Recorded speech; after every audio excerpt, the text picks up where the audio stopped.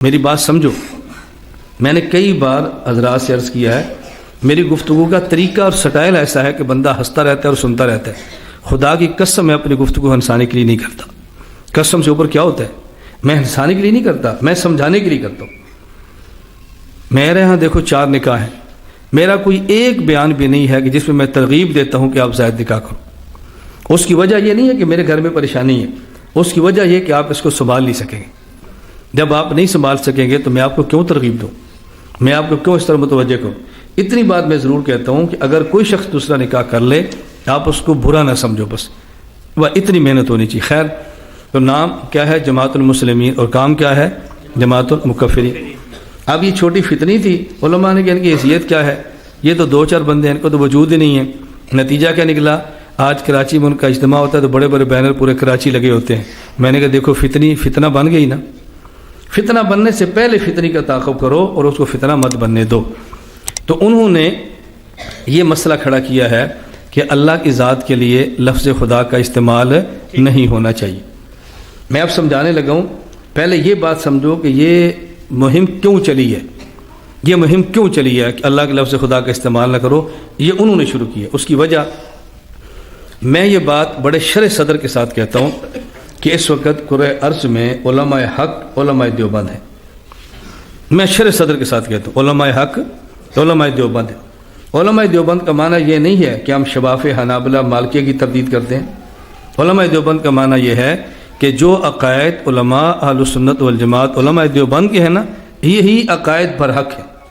اور عقائد میں باہمی کوئی اختلاف نہیں ہے. احناف مالکیہ شباف حنابلہ میں عقائد میں کوئی اختلاف نہیں ہے, یہ بات ذہن میں رکھیں. ماتریدیہ اور اشاعرہ ان کا عقائد میں کوئی اختلاف نہیں. 13 یا 17 مسائل میں نزاع لفظی ہے. کب انشاءاللہ اللہ نے چاہا تو ہمارا المحنت کا سبق کسی دن ہوگا انشاءاللہ. پہلے تو میں المحنت 2 گھنٹے میں پڑھاتا تھا, ابھی میں ملیشیا گیا تو میں نے عقیدہ طحاویہ 5 گھنٹے میں پڑھائی اور ملیشیا کے ترجمہ کے ساتھ. اس کے معنی 2.5 گھنٹے میں پوری عقیدہ طحاویہ میں نے ایک نشست میں پڑھائی. لوگ کہتے ہیں کیسے ہوگا, میں نے کہا بسم اللہ پڑھے, ہوگا کیسے, کیوں نہیں ہوگا, شروع ہو جائیں گے. اس کا مطلب یہ ہے کہ ہم پڑھنا چاہیں تو عقیدہ طحاویہ بھی ہم ایک دن میں پڑھ سکتے ہیں انشاءاللہ. ہم کسی دن مغرب کو شروع ہوں گے, شاید تھوڑی سی مؤخر کریں گے, 2.5 گھنٹے میں اللہ نے چاہا تو پوری المحنت پڑھ لیں گے. پھر محنت کریں گے عقیدہ طحاویہ پڑھ لیں گے. پھر محنت کریں گے شاہ ولی اللہ عقیدہ حسنہ پڑھ لیں گے. پھر محنت کریں امام ذوالفقار الاکبر پڑھ لیں گے. اب دیکھیں عقائد پہ کتنی شرح صدر ہوگا آپ. اور یہ عقائد کی کتابیں پڑھنی چاہیے, اس کو نظر انداز مت کرو, ان کو پڑھنا چاہیے. خیر, میں عرض یہ کر رہا تھا, یہ بات اب سمجھیں اس کی بنیاد کیوں ہے. چلو پوری دنیا میں آپ نہیں جاتے, پاکستان میں ہم رہتے ہیں. پاکستان میں رہتے ہوئے آپ کا کیا خیال ہے, آپ اہل حق کن کو سمجھتے ہیں؟ علماء اہل سنت والجماعت احناف دیوبند کو برحق سمجھتے ہیں.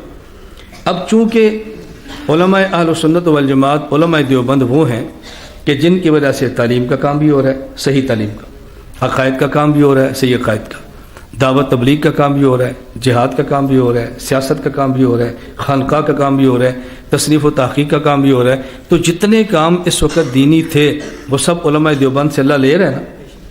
اب اس کا مطلب ہے کہ علماء دیوبند کو مجروح کرو, عوام کو علماء دیوبند سے کاٹو.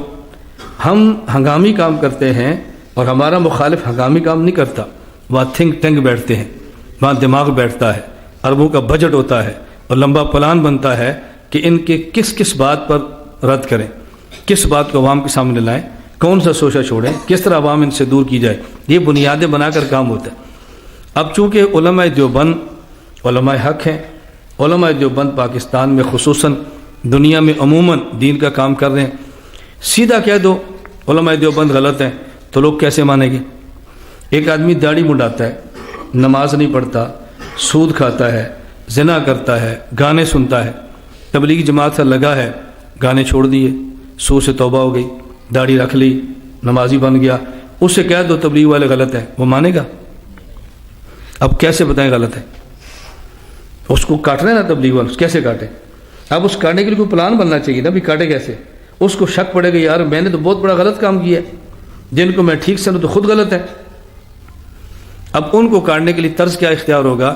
ایک بنیاد کھڑی کی جائے گی, وہ بندے کے دماغ میں بٹھاؤ تاکہ اس کو سمجھ آئے کہ یار ان سے تو بہتر تھا میں جب بے نماز تھا تو پھر ہی ٹھیک تھا.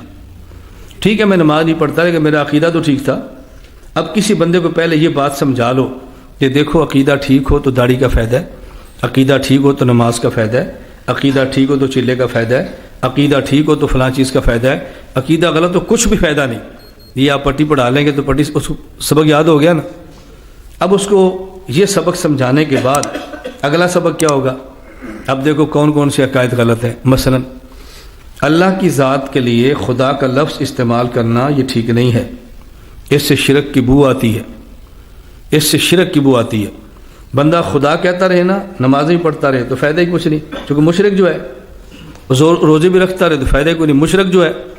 اب اس کا ذہن بن گیا کہ یار واقعتاً اللہ کے لفظ خدا کا استعمال کرنا ٹھیک نہیں. کیوں؟ اس کی جمع خدایان آتی ہے. اللہ ایک ہے جی ایک ہے. ایسا لفظ کیوں بولتے ہو جو جمع ہے؟ دین عربی ہے جی عربی ہے، اور خدا عربی کا لفظ ہے نہیں. ایسا لفظ کیوں بولتے ہو جو عربی نہیں ہے؟ ذہن بن گیا نا اس کا. جب اس کا ذہن بن گیا اس کے بعد پھر اٹھا کے لائیں گے یہ دیکھو فضائل اعمال، مولانا زکریا جس کو تم بہت بڑا عالم سمجھتے ہو نا، خدا خدا لکھ رہے. یہ دیکھو مولانا شریف علی تھانوی خدا خدا لکھ رہے. یہ دیکھو مولانا حسین مدنی خدا خدا لکھ رہے. تو اس کو پہلے سبق کیا پڑھایا؟ عقیدہ ٹھیک ہوگا تو عبادت قبول ہوگی. اس نے یاد کر لیا. اور ہمارا جرم کیا تھا؟ ہم اعمال تو پڑھاتے رہے اور عقائد کی محنت کو ہم فرقہ واریت کہتے رہے، اس لیے وہ عقیدے کی طرف تو آیا نہیں. ہم اعمال ٹھیک کراتے رہے اور عقائد کی محنت کو شرارت کہتے رہے، وہ تو ان سے کٹا رہا. اب صرف اعمال پہ تھا، انہوں نے اس کو بات سمجھا لی اصل عقیدہ ہے. اس کو یہ بھی سمجھ آ گئی، پھر یہ بھی سمجھ آئی غلط عقیدہ کہاں لکھا ہوا ہے. وہ کتابیں اس کے سامنے آئی. نتیجہ کیا نکلے گا؟ وہ بندہ جس کو محنت کر کے ہم لائے تھے، چلہ لگایا، 4 ماہ لگوائے، سال لگوائے، گھر کا ماحول ٹھیک کیا، ان نے اس کو خراب کر دیا. اور بنیاد کیا رکھی؟ اللہ کو خدا کہنا ٹھیک نہیں ہے. اب بات سمجھ آئی؟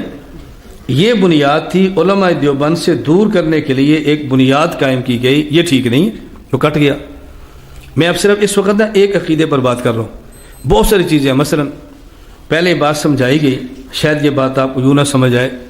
پہلے بات سمجھائی گئی کہ وحدت الوجود کا عقیدہ کفریہ ہے، وحدت الوجود کا عقیدہ شرکیہ ہے. یہ سمجھایا. اور وحدت الوجود کیا ہے یہ ہم نہیں سمجھا رہے، ہمارا مخالف سمجھا رہے. وحدت الوجود کیا ہے؟ ہر چیز میں اللہ ہے، دیوار میں بھی اللہ ہے، کتے میں بھی اللہ ہے، خنزیر میں بھی اللہ ہے، ہر جگہ پہ اللہ ہے. بندہ کہتا ہے لا حول ولا قوت الا باللہ، کیسی بات کرتے ہو؟ اچھا لا حول ولا کہتا ہے. یہ دیکھو مولانا زکریا نے لکھا ہے، یہ دیکھو مولانا تھانوی نے لکھا ہے، یہ دیکھو حاجی امداد اللہ مہاجر مکی نے لکھا ہے. آپ بتاؤ بندہ ان کو مشرک کہے گا یا نہیں؟ اور اگر وحدت الوجود ہم نے سمجھ لیا ہوتا اور ہم نے سمجھا لیا ہوتا تو بندہ کبھی متنفر نہ ہوتا. میرا کل تخصص میں سبق تھا اور سورہ کاف کا ترجمہ تھا نحن اقرب الیہ من حبل الورید. اس کے تحت میں نے پورا مسئلہ وحدت الوجود سمجھایا. میں نے کہا سمجھ آ گیا؟ کہا جی آ گیا. میں نے کہا تم سمجھا نہیں سکو گے نا، اکابر کسی کتاب میں وحدت الوجود لکھا ہوا ہوگا نا تو تمہیں ٹینشن نہیں ہوگی، تم متنفر نہیں ہوگے. میں انشاءاللہ کسی دن وحدت الوجود کا عقیدہ سمجھاؤں گا. یہ دن سمجھاؤں گا نا تو میں نے کہا آج ویڈیو بند کر دو، اب صرف سمجھو.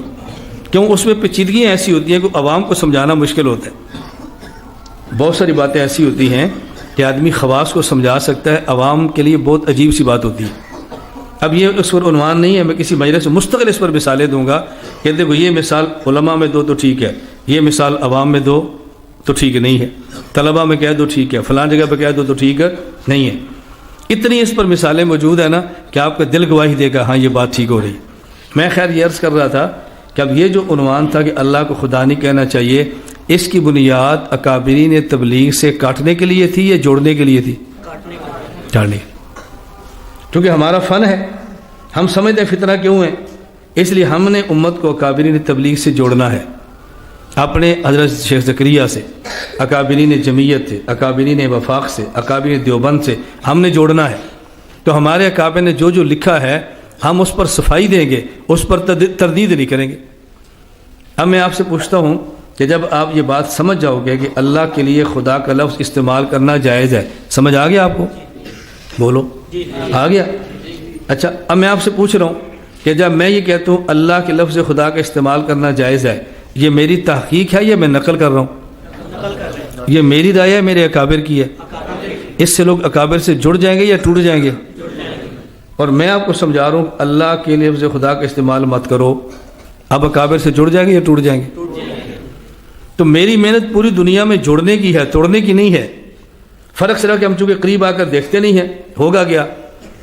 مولانا نواز بیٹھے ہیں، یہ میرے ہم عصر ہیں، عمر میں 2 سال یہ چھوٹے ہوں گے یا میں ہوں گا مجھ سے 2 سال چھوٹے، لیکن میرے معاصر ہیں نا۔ ایک رائے مولانا دیتے ہیں، ایک رائے میں دیتا ہوں، میری اور ان کی رائے کا اختلاف ہے، لیکن ان کی رائے وہ ہے جو اکابر کی رائے ہے۔ یہ میرے تو خلاف رائے دے رہے ہیں، اکابر کے مطابق دے رہے ہیں کہ نہیں؟ مجھ سے مولانا 2 سال چھوٹے ہیں، میں 2 سال بڑا ہوں، ایک رائے میں دے رہا ہوں، ایک رائے یہ دے رہا ہوں۔ اب آپ ان کو یہ تو کہہ سکتے ہیں کہ دیکھیں آپ کی رائے مولانا محمد الیاس گھمن کے خلاف ہے، یہ تو نہیں کہہ سکتے آپ کی رائے اکابر کے خلاف ہے؟ بتاؤ، یہ عمر میں مجھ سے 2 سال چھوٹے ہیں، میں 2 سال بڑا ہوں، ان کی رائے میرے مخالف ہے لیکن اکابر کے موافق ہے، تو آپ کو رائے میری لینی چاہیے، ان کی لینی چاہیے۔ ہمارے المیہ کیا ہوتا ہے کہ دیکھیں یہ جو بات آپ نے کی ہے نا، یہ جو فلاں بزرگ زندہ ہے ان کے خلاف ہے۔ میں نے کہا جو زندہ ہے وہ کیا کہتے ہیں؟ وہ کہتے ہیں میری رائے ہے۔ وہ کہتے ہیں بھی ہماری رائے نہیں، ہمارے اکابر کی رائے ہے۔ تو ہم نے امت کو اکابر سے جوڑنا ہے، اکابر سے توڑنا نہیں ہے۔